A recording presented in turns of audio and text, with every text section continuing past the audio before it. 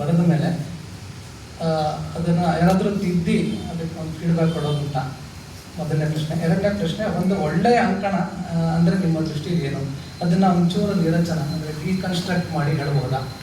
ಗಮನ ಕಾದಿಟ್ಟುಕೊಳ್ಳುವ ಬಗ್ಗೆ ಮತ್ತು ಅಂತ್ಯದಲ್ಲಿ ಆಗಬೇಕಾದ ಪರಿಣಾಮ. ನಮ್ಮ ಬೆಸ್ಟ್ ಫ್ರೆಂಡು, ವರ್ಸ್ಟ್ ಕ್ರಿಟಿಕ್ಕು ಆರ್ಟಿಕಲ್ಗಳು. ಓಕೆ, ಸೊ ನಾನು ಬರೀ ಬೆಸ್ಟ್ ಫ್ರೆಂಡ್ ಕೆಲಸ ಮಾಡಿದ್ದೀನಿ ಅಷ್ಟೇ ಅವಳ ನೋಡೋದಕ್ಕೆ.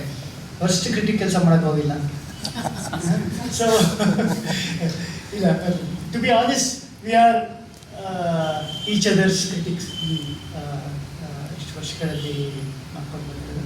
ತೀರಾ ಯಾವುದಾದ್ರೂ ಒಂದು ಎಕ್ಸ್ಪರ್ಟ್ ಒಪಿನಿಯನ್ ಬೇಕಾಗಿರೋವಂಥ ಕಡೆಯಲ್ಲಿ ಯಾರನ್ನಾದರೂ ಮಾತಾಡಿಸಿ ಅದನ್ನು ಫೈನ್ ಟ್ಯೂನ್ ಮಾಡಿರುವಂಥದ್ದು, ಆ ಥರದ್ದು ಖಂಡಿತ ಇದೆ. ಅದನ್ನು ಅವಳು ಮಾಡ್ತಾರೆ ಅವಳ ಅಂಕಣ ಬರಹಗಳಲ್ಲಿ. ಬಟ್ ಹೆಚ್ಚಿನವು they are more introspective in nature, they are not prescriptive in nature ನಾ ಬರೆದಿರುವಂಥ ಅಂಕಣಗಳು. ಆದ್ದರಿಂದ ನಾ ಹೇಳಿದ್ನಲ್ಲ, ಅಲ್ಲಿ ಗಣನೆಗೆ ಬರೋದು ಪರಿಪ್ರೇಕ್ಷೆ, ಪರ್ಸ್ಪೆಕ್ಟಿವ್ ಏನಿದೆಯೋ ಅದು ಮಾತ್ರ. ಸೊ ಆ ಥರ ತಿದ್ದೋ ಪ್ರೋಸೆಸ್ ನಿರಂತರವಾಗಿ ಅದನ್ನು ಮಾನದಂಡವಾಗಿ ಇಟ್ಕೊಂಡು ನಡೀತಾ ಹೋಯಿತು. ಆ್ಯಂಡ್ 20 ವರ್ಷ ಆ ಜರ್ನಿ ಆಗಿರೋದ್ರಿಂದ it is very difficult to ಏನು ಹೇಳೋದು, ಪ್ರತಿ ವಾರ ಇನ್ನೊಬ್ಬರನ್ನ ಗೋಳೈಕೊಂಡು ನೀವು ಇದಕ್ಕೆ ಏನಾದರೂ ಫೀಡ್ಬ್ಯಾಕ್ ಕೊಡಿ ಅಂತ ಮಾಡೋ ಥರದ್ದು ಸಾಧ್ಯ ಆಗಲಿಲ್ಲ. ಮಾಡಬೇಕಿತ್ತೇನೋ ಅಂತ ಅನಿಸುತ್ತೆ. ಇವಾಗ ಪ್ರಶ್ನೆ ಕೇಳಿದಾಗ ನನಗೆ ಅನ್ನಿಸ್ತು, ನಾವು ಬರೀ ನಮ್ಮ ವ್ಯೂಗೆ ಮಾತ್ರ ಅದನ್ನ ಲಿಮಿಟ್ ಮಾಡ್ಕೊಂಡ್ಬಿಟ್ವಲ್ಲ ಅಂತ ಅನ್ನೋ ಥರದ್ದು. ಆದರೆ ನಾವು ಒಂದು ರೀತಿಯಲ್ಲಿ ಆಡಿಯನ್ಸ್ ಪೊಸಿಷನಲ್ಲಿ ಇಟ್ಕೊಂಡೇ ಬಂದಿತ್ತು. ಸೈಡ್ ವಿಂಗಲ್ಲಿ ಕೂತ್ಕೊಂಡು ಈ ಪ್ರಪಂಚದ ನಾಟಕ ನೋಡ್ತಾ ಇದ್ದೀವಿ ನಾವು. ಒಂದೊಂದ್ಸರಿ ಆಡಿಯನ್ಸ್ ಇರೋದು ಕೂತ್ಕೊಂಡು ನೋಡ್ತಾ ಇದ್ದೀವಿ. ಸೊ ನಮಗೆ ಸಿಕ್ಕಿದ್ದನ್ನು ನಾವು ವರದಿ ಒಪ್ಪಿಸ್ತಾ ಇದ್ದೀವಿ ಅನ್ನೋ ತರಹದ ಇದನ್ನು ಇಟ್ಕೊಂಡು ಮಾಡಿದ್ರಿಂದ I feel we ended up being each others critics and proof readers and what ever else that is required. ಒಂದು ಒಳ್ಳೆಯ ಅಂಕಣ ಬರಹ ಹೇಗಿರಬೇಕು, ಹಾಗೆ ಅದು ಯಾವ ವಿಷಯದ ಬಗ್ಗೆ ಆಗಿರುವಂಥದ್ದು ಅನ್ನೋದ್ರ ಮೇಲೆ ಅದು ಹೇಗಿರಬೇಕು ಅನ್ನೋದನ್ನ ಡಿಸೈಡ್ ಮಾಡಬೇಕಾಗತ್ತೆ. ಆದರೆ ಒಂದು ಆದರ್ಶ ಪರಿಸ್ಥಿತಿಯಲ್ಲಿ ಒಬ್ಬ ಅಂಕಣಕಾರ ಅಂಕಣಕಾರ್ತಿ ನ್ಯೂಟ್ರಲ್ ಆಗಿರಬೇಕು. ತಮ್ಮ ಆತ್ಮಸಾಕ್ಷಿಗೆ ಅನುಗುಣವಾಗಿ ಇರಬೇಕು. ಆಡಿಯನ್ಸ್ಗೆ ಬದ್ಧರಾಗಿ ಇರಬೇಕು. ಆಡಿಯನ್ಸ್ಗೆ ನನ್ನಿಂದ ಈ ನಿರೀಕ್ಷೆ ಇದೆ, ಅದನ್ನು ಯಾವತ್ತಿಗೂ ನಾನು ಮೋಸ ಮಾಡಬಾರ್ದು ಅನ್ನೋ ಥರದ ಇದರಲ್ಲಿ ಇರಬೇಕು. ಈಗ ಇವಳು ಟಿ ವಿ ಸೀರಿಯಲ್ಗಳ ಬಗ್ಗೆ ವಿಮರ್ಶೆ ಮಾಡ್ತಾ ಇರಬೇಕಾದ್ರೆ ಅವಳು ಕೂತಿರೋ ಸೀಟ್ ಯಾವುದು ಅನ್ನೋದು ಅವಳಿಗೆ ಗ್ಯಾರಂಟಿ ಇರಬೇಕು. ಅವಳು ನಟಿಯಾಗಲ್ಲ ಬರೀತಾ ಇರೋದು. ಅವಳು ಬರೀತಾ ಇರೋದು ಆಡಿಯನ್ಸ್ ಆಗಿ. ಆಡಿಯನ್ಸ್ ಆಗಿ ನಾನು ಇದನ್ನು ನೋಡ್ತಿರ್ಬೇಕಾದ್ರೆ ನನಗೆ ಈ ಥರದ ಮೋಸ ಆಗ್ತಾ ಇದೆ, ಇದಾಗಬಾರ್ದು ಅನ್ನೋವಂಥದ್ದು.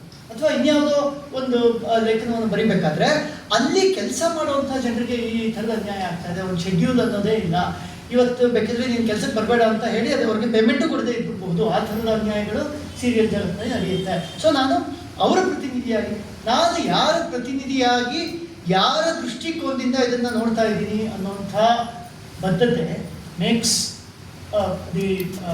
ಇದು.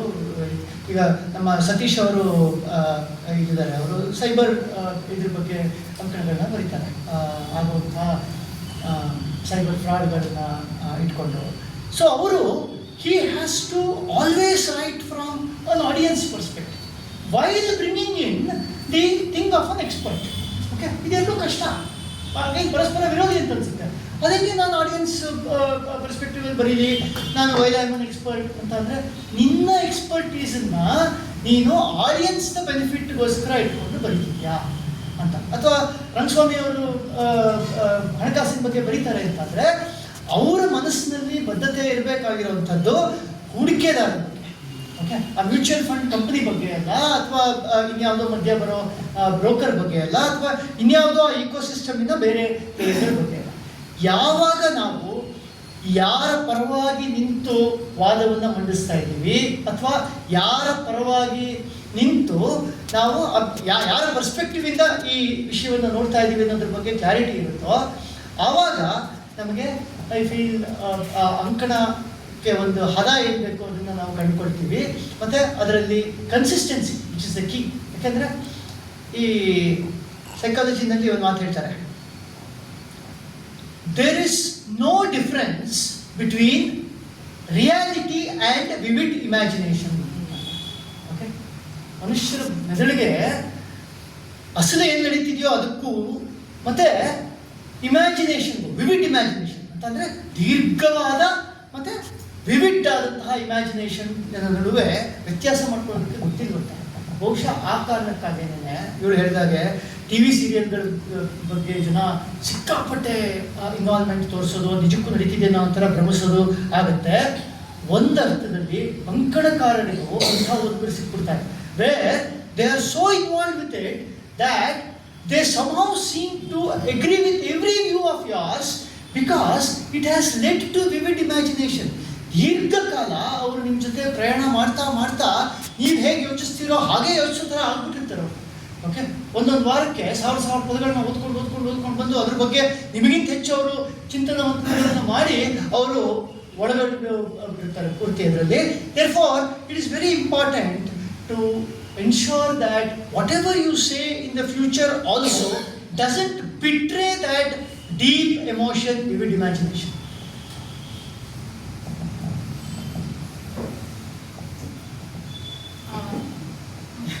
ಅದಕ್ಕೆ ಪ್ರತಿಕ್ರಿಯಿಸೋದಾದ್ರೆ ನಾನು ಉತ್ತರದಿಂದ ಪ್ರಶ್ನೆಗೆ ಬಿಡೋದು.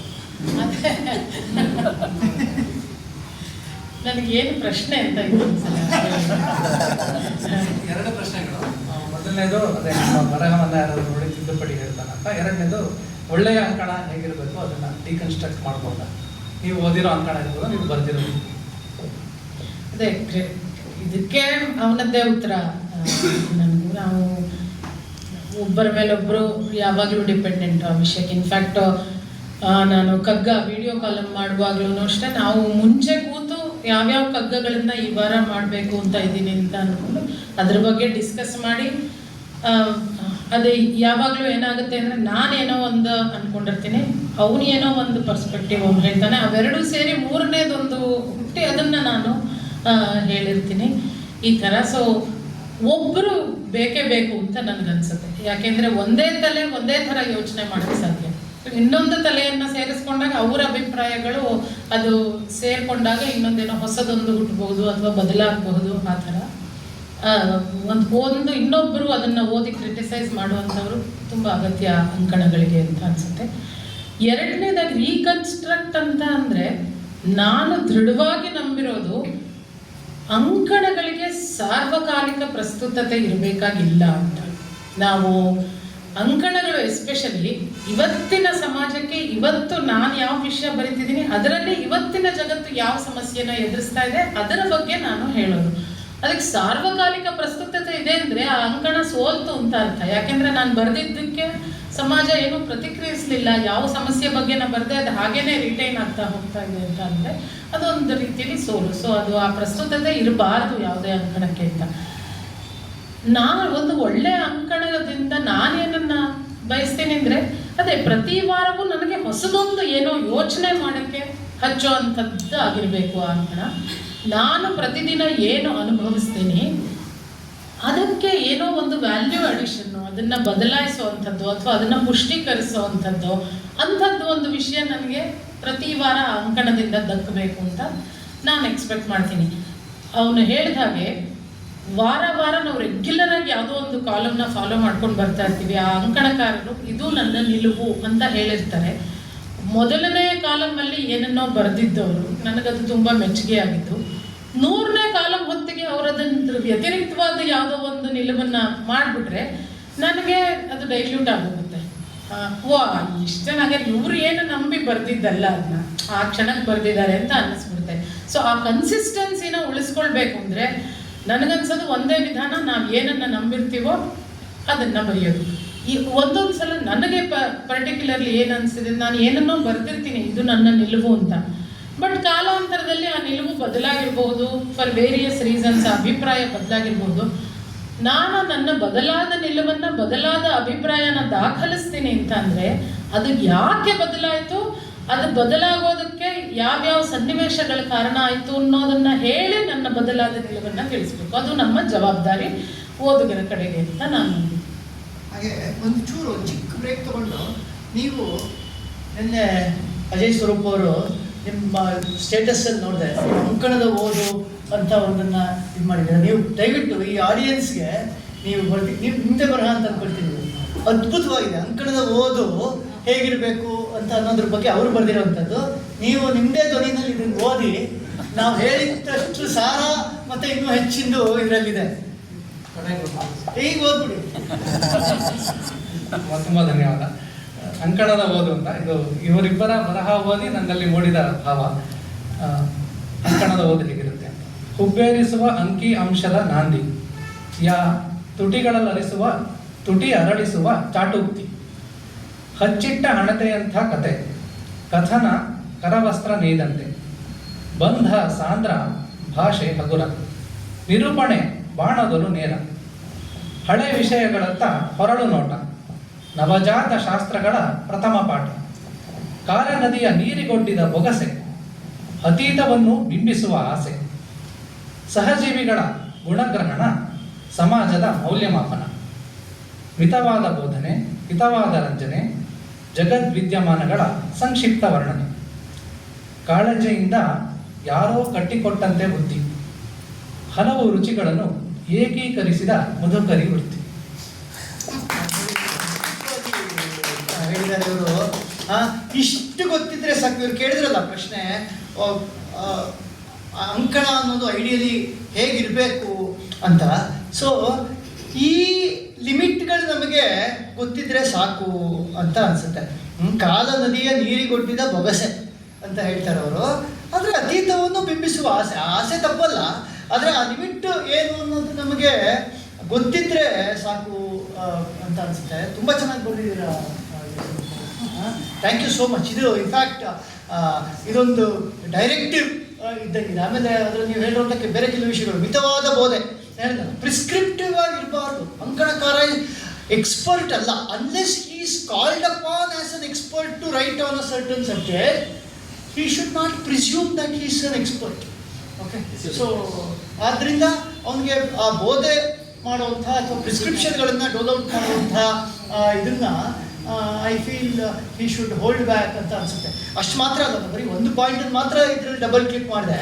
ಅದೇ ಥರದ್ದು 10 ಇವೆ ನೀವು ಬರೆದಿರೋದ್ರಲ್ಲಿ. ನೀವು ಇಲ್ಲಿರೋ ಆಡಿಯನ್ಸ್ಗೆ ದಯವಿಟ್ಟು ಹೆಂಗಾದ್ರು ಸರ್ಕ್ಯುಲೇಟ್ ಮಾಡಬೇಕು ಅಂತ ಅನಿಸುತ್ತೆ. Very nice, thank you for sharing.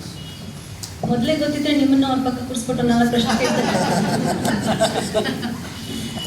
ಈಗ ಒಂದು ಅಂದರೆ ಒಳ್ಳೆಯ ಅಂಕಣ ಹೇಗಿರಬೇಕು ಅನ್ನೋದ್ರ ಬಗ್ಗೆ ಈಗ ನೀವಿಬ್ಬರು ಹೇಳ್ತಾ ಇದ್ರಿ, ಹೇಳಿದ್ದು ಖಂಡಿತ ಸರಿ ಇತ್ತು.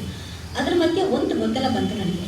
ಈಗ ನಾವು ಅಂಕಣಗಳನ್ನು ಬರೆಯುವಾಗ ನಮ್ಮ ಓದುಗರನ್ನು ಅಂದರೆ ನಮ್ಮ ಆಡಿಯನ್ಸನ್ನು ಗಮನದಲ್ಲಿ ಇಟ್ಕೊಂಡು ನಾವು ಬರಿಬೇಕಾಗಿದ್ದು ಸರಿಯಾಗಿದ್ದು ಅಂತ ಹೇಳಿ, ಇಲ್ಲಿ ಇರುವಂಥ ಸಣ್ಣ ಗೊಂದಲ ಏನು ಅಂತಂದರೆ, ನಮ್ಮ ಆಡಿಯನ್ಸ್ಗೆ ನಾವು ಕೇಟರ್ ಮಾಡಬೇಕು ಅನ್ನೋದು ಬರವಣಿಗೆಯಲ್ಲಿ ತೊಡಗಿಸಿಕೊಂಡವನ ಆಂತರ್ಯ ಅನ್ನೋದು ನನಗೆ ಅರ್ಥ ಆಯಿತು. ಅದ್ರ ಜೊತೆಗೆ ಒಬ್ಬ ಪ್ರಕಾಶಕ ಇರ್ತಾನೆ ನಮ್ಮ ಬೆನ್ನಿಗೆ, ಅಂದರೆ ಅವನು ಸಂಪಾದಕ ಇರ್ಬೋದು, ಯಾರು ಇರ್ಬೋದು. ಜೊತೆಗೆ there should be something that is trending, ಅಂದರೆ ಏನೋ ಒಂದು ನಡೀತಾ ಇರುತ್ತೆ ಸಮಾಜದಲ್ಲಿ.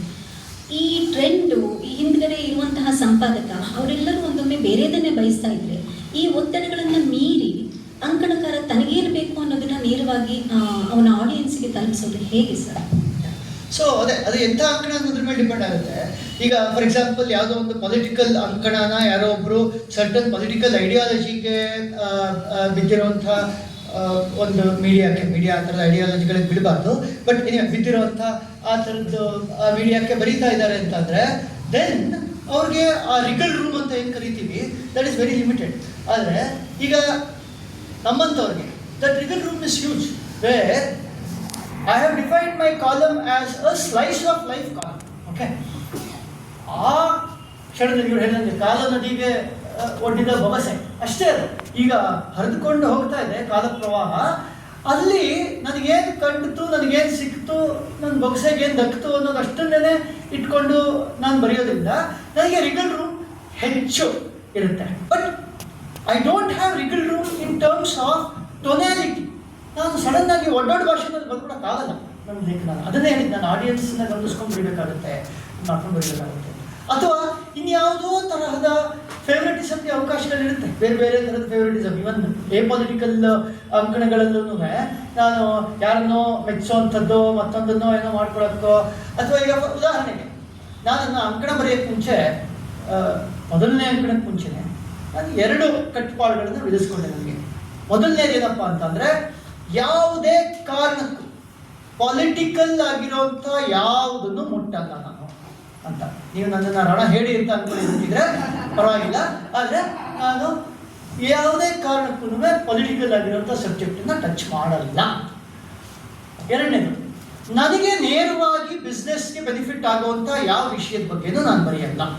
Okay, so that is my ethical framework. ಅದು ಬಿಟ್ಟು ಇನ್ನು ಯಾವುದ್ರ ಬಗ್ಗೆನೂ ನಾನು ಹೊಡೆಯೋದಕ್ಕೆ ಇಟ್ಕೊಳ್ಳೋದು. ಇನ್ನು ಏನನ್ನು ಬೇಕಾದ್ರೂ ನಾನು ಮುಟ್ತೀನಿ, ಅದು ನನ್ನನ್ನು ಮುಟ್ಟಬೇಕು ಅದಕ್ಕಿಂತ ಮುಂಚೆ. Okay, which means I should be affected by it, not directly, but it should at least make me think, make me ponder, make me wonder. Okay, ಅಂಥ ಸಬ್ಜೆಕ್ಟ್ ನನಗೆ ಏನು ಸಿಗುತ್ತೋ ಅದನ್ನು ನಾನು ಬರಿತೀನಿ. ಅದು ನನ್ನ ದಿನನಿತ್ಯದ ಬದುಕಿನಲ್ಲಿ ಆಗುವಂಥದ್ದು ಇರ್ಬೋದು, ಅಥವಾ ಎಲ್ಲೋ ಕಂಡು ಕೇಳಿದಂಥ ಜಗತ್ತಿನ ವಿದ್ಯಮಾನಗಳು ಕುರಿತಾದ ವಿಷಯ ಇರ್ಬೋದು, ಅದು ಔದ್ಯಮಿಕ ಜಗತ್ತಿನಿಂದ ಇರ್ಬೋದು, ಸಾಮಾಜಿಕ ಮಾಧ್ಯಮಗಳು ಕುರಿತಾದ. ಸೊ ತೀರಾ ಅಪರೂಪ ಈ ಸಂಪಾದಕರು ಯಾರೋ ಅದಕ್ಕೆ ಅಡ್ಗಾಲ್ ಹಾಕಿದ್ದು ಏನೋ. ಯಾಕೆಂದರೆ ಹೇಳಿದ್ನಲ್ಲ, ಈ ಪೊಲಿಟಿಕಲ್ ಥರದ್ದು ಸ್ಪೇಸಸ್ಸಲ್ಲಿ ಅಥವಾ ಇನ್ಯಾವುದೋ ಒಂದು ಸಿದ್ಧಾಂತದ ಸ್ಪೇಸಲ್ಲೋ, ರಿಲಿಜನ್ ಇರೋಂಥ ಸ್ಪೇಸಲ್ಲೋ ಆದರೆ ಆ ಥರ ತೊಡರುಗಳು ಬರಬಹುದು. ಆದರೆ ನಾವು ಬರೆಯುವಂಥ ಸ್ಪೇಸಲ್ಲಿ ನಮ್ಮಷ್ಟೇ ಕಾನ್ಫಿಡೆನ್ಸ್ ಅವ್ರಿಗೂ ಇರುತ್ತೆ, ಇವ್ರು ಬರ್ದಿದ್ದು ಯಾರು ಓದಲ್ಲ ಬಿಡೋದು.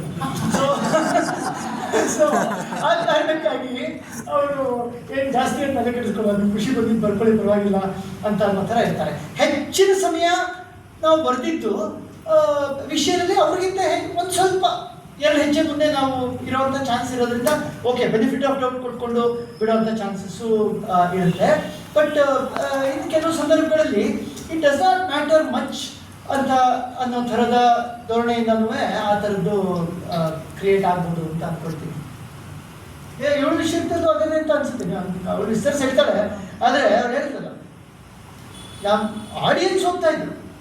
ಓಕೆ, ಬಟ್ ಆ ಸೀರಿಯಲ್ ಪ್ರಪಂಚದ ಒಳಗೆ ಇವಳು ಯಾರನ್ನು ವಿಮರ್ಶಿಸ್ತಿದ್ರೋ ಅವ್ರು ಎಷ್ಟು ಮಟ್ಟಿಗೆ ಅದನ್ನು ಓದ್ತಿದ್ರು, ಎಷ್ಟು ಮಟ್ಟಿಗೆ ಅದನ್ನು and she was writing for the number 1 news paper, ವಿಜಯವಾಣಿಗೆ ಬರೀತಾ ಇದ್ದಿದ್ದು, ನಂಬರ್ 1 ಆಗಿದ್ದಂಥದ್ದು. ಆಮೇಲೆ ಪ್ರತಿ ವಾರ ಬರೀತಾ ಇದ್ದಂಥದ್ದು, ಆ್ಯಂಡ್ ಮನೋರಂಜನೆ ಸ್ಪೇಸಲ್ಲೇ ಬರೀತಾ ಇದ್ದಂಥದ್ದು. ಅಂದರೆ ಸಪ್ಲಿಮೆಂಟು, ಇದು ಜನರಲ್ ಇಂಟ್ರೆಸ್ಟ್ ಇದ್ದಂಥ ಸೆಕ್ಷನ್ನಲ್ಲೇ ಬರೀತಾ ಇದ್ದಂಥದ್ದು. ಅಂಥದ್ರಲ್ಲಿ ಇದುವರೆಗೂ ಒಬ್ಬರು ನೆಂದರೆ ನೀವು ನಮ್ಮನ್ನು ಕ್ರಿಟಿಸೈಸ್ ಮಾಡಿಲ್ಲ ಅಂತ ಯಾರನ್ನು ಪ್ರಶ್ನೆ ಮಾಡಿಲ್ಲ. ಸೊ ಇನ್ನು ಎಡಿಟರ್ಗಳು ಮತ್ತೊಬ್ಬರು ಪ್ರಶ್ನೆ ಕೇಳೋವಂಥದ್ದು ಅದೇ ಉತ್ತರನೇ ನಂದು. ಹಾಗೆ ತುಂಬಾ ಕಟುವಾಗಿದೆ ಇದು, ಇದನ್ನ ಸ್ವಲ್ಪ ಮೆಲ್ಲೋಡ್ ಡೌನ್ ಮಾಡಿ ಅಂತ ಹೇಳಿರೋದು, ಅಥವಾ ಈ ವಾರ ಇದು ಬೇಡ ಇನ್ನೊಂದು ವಾರಕ್ಕೆ ಹಾಕೊಳ್ಳೋಣ ಇದು ಅಂತನೋ ಹಾಗಾಗಿರ್ಬಹುದು. But that is okay. But ಒಟ್ಟಾರೆ ಅದು ಜನಗಳಿಗೆ ತಲುಪಬೇಕು, ಈ ವಿಷಯ ತಲುಪಬೇಕು ಅಂತ ಅದನ್ನು ಸ್ವಲ್ಪ ನಯಗೊಳಿಸಿ ಬರೀಬೇಕಾದಂಥ ಸಂದರ್ಭಗಳು ಬಂದಿವೆ. ಬಟ್ ನಯಗೊಳಿಸಿ ಬರೆಯೋದ್ರಲ್ಲಿ ಯಾರನ್ನು ನೋಯಿಸೋದಾಗ್ಲಿ, ಹೊರಟ ಮಾತಾಡೋದಾಗ್ಲಿ ಅಂಕಣಕಾರರ ಉದ್ದೇಶ ಆಗಿಲ್ಲದೆ ಇರಬೇಕಾಗಿರೋದ್ರಿಂದ ಅದನ್ನು ತಲುಪಿಸೋ ಭಾಷೆನಲ್ಲಿ ತಲುಪಿಸಿದ್ರೆ ಅದನ್ನು ಅವರು ಹೇಳಿದ್ರೆ ಅದರಲ್ಲಿ ತಪ್ಪು ಏನಿಲ್ಲ ಅಂತ ನನಗನ್ಸುತ್ತೆ. ಹಾಗೆ ಮಾಡಿಕೊಟ್ಟಿದ್ದೀವಿ. ಭಾಷೆಯ ಬಳಕೆ ಬಗ್ಗೆ ಈ ಪ್ರಶ್ನೆ. ನೀವು ಅಂಕಣ ಬರೆಯೋ ಪ್ರಕ್ರಿಯೆಯಲ್ಲಿ ಹೊಸ ಪದಗಳನ್ನು ಟಂಕಿಸಬೇಕಾಗುತ್ತೆ ಅನಿಸುತ್ತೆ ಕೆಲವು ಬಾರಿ. ಉದಾಹರಣೆಗೆ ನೀವು ರೋಡ್ ರೇಜ್ನ ರಸ್ತೆ ರೋಷ ಅಂತ ಮಾಡಿದ್ದೀರ, ಹಾಗೆ ಸ್ಟಾರ್ಟಪ್ಗೆ ನವೋದ್ಯಮ ಅಂತ ಮಾಡಿದ್ದು ನಾನು ನಿಮ್ಮ ಅಂಕಣದಲ್ಲೇ ಮುಗಿದು ಹೋಗಿದ್ದು. ತುಂಬ ಚೆನ್ನಾಗಿದೆ. ಈ ರೀತಿಯ ಪದ ಟಂಕಣೆ ಮತ್ತು ಹೊಸ ಪದ ಪಂದ್ಯಗಳ ಸೃಷ್ಟಿ ಬಗ್ಗೆ ಕೊಂಚ ಹೇಳ್ಬೋದು.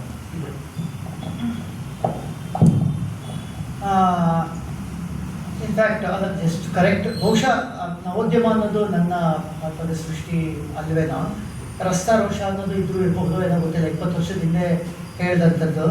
ಈಗ ನೀವು ಹೇಳಿದಾಗ ನೆನಪಾಯ್ತು, ನಾನು ಕೊಟ್ಟಿದ್ದ ಟೈಟಲ್ ರಸ್ತಾ ರೋಷವೆಂಬ ರಸ್ತಾ ರೋಗ ಅಂತ. ಈಗ ಅದು ಎಷ್ಟು ಮಟ್ಟಿಗೆ ಉಲ್ಬಣಗೊಂಡಿದೆ ಅಂತಂದರೆ ನಾನು ಅದು ಬರೆದಿದ್ದ ಕಾಲದಿಂದ ಇಲ್ಲಿಗೆ ಪ್ರಸಾರೋಷ ಅನ್ನೋ ರೋಗ. ನಿಜ, ಹೊಸ ವಿಷಯಗಳ ಬಗ್ಗೆ ಬರಿಬೇಕಾದ್ರೆ and ಎಸ್ಪೆಷಲಿ ನಾನು ಬರೆದ ಕಾಲಘಟ್ಟದಲ್ಲಿ ಈ 20 years which has seen extreme transformation in a society. ಹೇಳಿದ್ನಲ್ಲ, ಮೊಬೈಲು SMS-ಗಳು ಇಲ್ಲದೇ ಇದ್ದಂಥ ಕಾಲದಿಂದ ಇವತ್ತಿನ ಕಾಲದ ವರೆಗೆ ಈ 20 ವರ್ಷ which has seen let's say transformation which is equal to perhaps 200+ years in terms of just speed and product life cycles going up and down. So ಆ ಕಾಲಘಟ್ಟದಲ್ಲಿ ಬರೆಯುವಂಥ ಟೈಮಲ್ಲಿ ಬಹುಶಃ ಪದಸೃಷ್ಟಿ, to be honest with you, ಇನ್ನಷ್ಟು ಆಗಬೇಕಾಗಿತ್ತು ಅಂತ ಅನಿಸುತ್ತೆ. ಬಟ್ ಹೆಚ್ಚಿನ ಸಮಯದಲ್ಲಿ ನಾವು ಏನಾಗ್ತೀವಿ, we end up being dependent on the existing lingo. Okay, so ಈ ಮಾಧ್ಯಮಗಳು ಜನರಿಕ್ ಆಗಿ ಕೆಲವು ಇದ್ರ ಬಗ್ಗೆ ಎಂಥ ಪದಗಳನ್ನ ಬಳಸ್ತೀವಿಯೋ ಅಂಥ ಪದಗಳನ್ನೇ ತಗೊಂಡು ನಾವು ಅಂಕಣಗಳಲ್ಲಿ ಬಳಸ್ಕೊಳ್ಳೋ ಥರ ಆಗ್ಬಿಡುತ್ತೆ. ಯಾಕೆ ಅಂತಂದರೆ ಇಲ್ಲಿ ಅಟ್ಲೀಸ್ಟ್ ನನ್ನ ಅಂಕಣ it is not academic in nature. Okay, ಇದು ಯಾವುದೋ ಒಂದು ವಿಷಯನ ತಗೊಂಡು ಅದ್ರ ಬಗ್ಗೆ ನನ್ನ ಪರ್ಸ್ಪೆಕ್ಟಿವ್ ಏನು ಅನ್ನೋದನ್ನು ಅಷ್ಟೇ ತಿಳಿಯಪಡಿಸ್ತಾ ಇರೋವಂಥದ್ದಾಗಿರೋದ್ರಿಂದ ನಾನು ಬೇರೆ ಒಂದು ಪದನ ಅಲ್ಲಿ ಸೃಷ್ಟಿ ಮಾಡಿ ಹಾಕಿದ್ರೆ ಅಲ್ಲಿ ಇಫ್ ಇಟ್ ಇಸ್ ಅನ್ಯಾಚುರಲ್ ಅವಾಗ ಸಮಸ್ಯೆ ಆಗ್ಬೋದು. ಸೊ ಈಗ ಎಷ್ಟೋ ಪದಗಳಿಗೆ ನಾನು ಮೊದಲನೇ ಸಾರಿ ಬಳಸಿರೋದನ್ನ ಮಾಧ್ಯಮಗಳಲ್ಲಿ ಹಂಗೇನೆ ತೊಗೊಂಡು ಬಳಸಿರೋದನ್ನ ನೋಡಿದ್ದೀನಿ. ಅದು ಐ ಥಿಂಕ್ ಅಲ್ಲಿ ಕೊಡುಕೊಳ್ಳುವಿಕೆ ಇರುತ್ತೆ ಅಂತ ಅನಿಸುತ್ತೆ. ಉದಾಹರಣೆಗೆ ನನಗೆ ಗೊತ್ತಿರೋ ಪ್ರಕಾರ ಉಗ್ರ ನಿಗ್ರಹ ಅನ್ನುವಂಥದ್ದನ್ನು ಮೊದಲ ಬಾರಿ ಬಹುಶಃ ನಾನೇ ಬಳಸಿದ್ದು. ಆ ಥರದ್ದು ಸುಮಾರಿವೆ. ಸೊ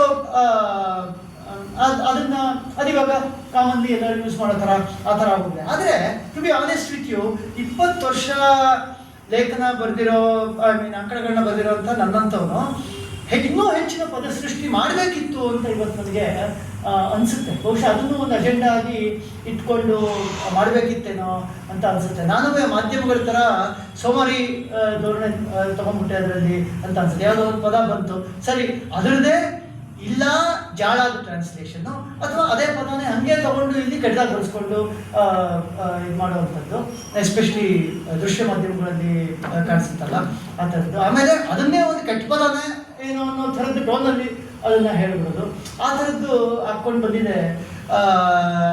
ಆ ಆರೋಪಕ್ಕೆ ನಮ್ಮಂಥ ಅಂಕಣಕಾರರು ಹೊರತಲ್ಲ ಅಂತ ಅನಿಸುತ್ತೆ. ಪದಸೃಷ್ಟಿ ಬಗ್ಗೆ ಇನ್ನಷ್ಟು ಗಮನ ಬಹುಶಃ ಕೊಡೋದಕ್ಕೆ ಅವಕಾಶ ಇತ್ತು. ಎಸ್ಪೆಷಲಿ ನನ್ನಂಥ ಅಂಕಣಕಾರರಿಗಂತೂ ಖಂಡಿತ ಇತ್ತು. ಯಾಕೆಂತಂದರೆ 20 years of global transformation, economic transformation, technology related ಟ್ರಾನ್ಸ್ಫಾರ್ಮೇಷನ್ಗಳನ್ನ ಗಮನಿಸ್ಕೊಂಡು ಅದ್ರ ಬಗ್ಗೆ ಲೇಖನ ಬರೀತಾ ಹೆಚ್ಚಿನ ಪದಸೃಷ್ಟಿ ಮಾಡೋಕ್ಕಾಗದೇ ಇರೋದ್ರ ಬಗ್ಗೆ ನನಗೆ ನಾಚಿಕೆ ಇದೆ.